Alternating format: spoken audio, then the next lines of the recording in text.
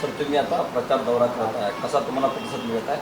काय वाटते एकूणच महाराष्ट्रात काय परिस्थिती राहील?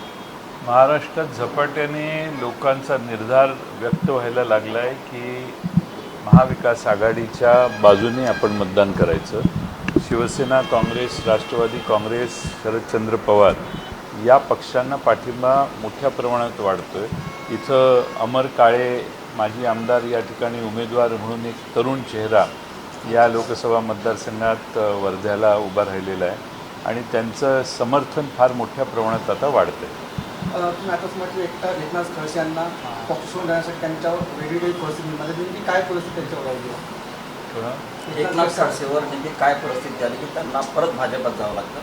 मी भाषणात सांगितलं आता भाषणात म्हटलं की एकनाथ खडसेंना सुद्धा भाजपात परत जावं लागत आहे. त्यांच्यावर तशी परिस्थिती निर्माण करण्यात आली, त्यांची अकाउंट फ्रीज करण्यात आले. एकनाथ खडसे साहेबांच्या संदर्भात ते आता पवार साहेबांनी सांगितले, थोडक्यात शब्दात स्पष्ट सांगितलेलं आहे. तीच परिस्थिती. लेखीला निवडून दिलं, आता सुनेत्राला निवडून द्या असं अजित पवार म्हणतात.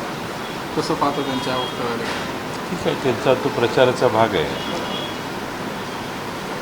पवार साहेब म्हणतात की ओरिजिनलमध्ये फरक आहे. मी मूळ पवार आहे, ते बाहेरून आलेले आहे. बारामतीची लढाई आता पवार ओरिजिनलपर्यंत आली आहे. या वक्तव्याकडे कसं पाहता? मी ते वक्तव्यच ऐकलेलं नाही, त्यामुळं ते ऐकल्यावर सांगेन मी. नक्की ते काय म्हटले मला माहिती नाही. सर महायुती म्हणतात की त्यांच्याकडे 45 जागा ते निवडून येणार आहे. तुम्ही त्यांच्यावर असं वक्तव्य केलं की 3 जागा नेमक्या कुठल्या त्यांच्या येणार नाही आहे. 3 कोणत्या सोडल्या याच्याविषयी जर माहिती मिळाली तर महाराष्ट्रातल्या जनतेला फार बरं होईल. आता 45 जागांची नावं मागण्यापेक्षा 3ची मागितलेली बरी.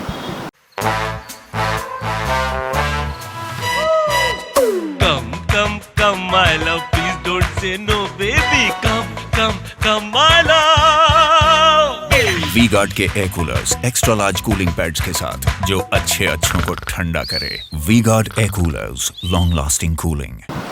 अमरावतीमध्ये तुम्ही आता भाषणामध्ये बोलताना म्हणाले की मागच्या वेळेस अमरावती लोकसभेसाठी आमचा अंदाज चुकलेला आहे. आता तो अंदाज तुम्ही बरोबर करताय. कशी रणनीती असणार आहे?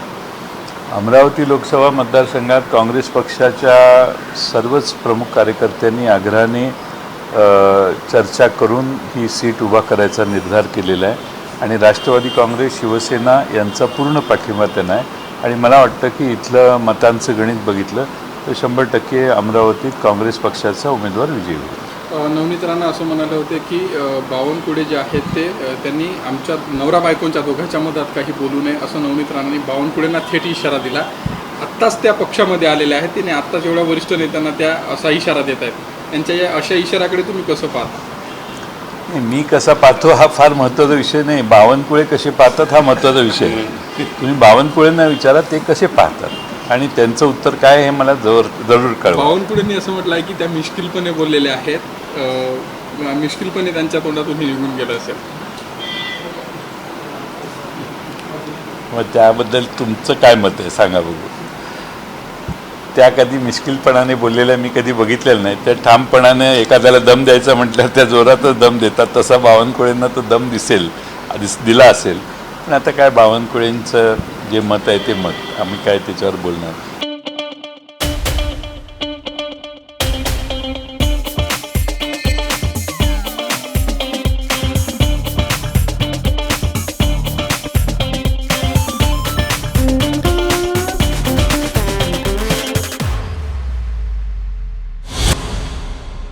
राष्ट्रवादीकडे असलेली परंपरागत जे मते आहेत ते शिंदेची शिवसेना आणि भाजप आपल्याकडे वळवण्याचा प्रयत्न करत आहेत.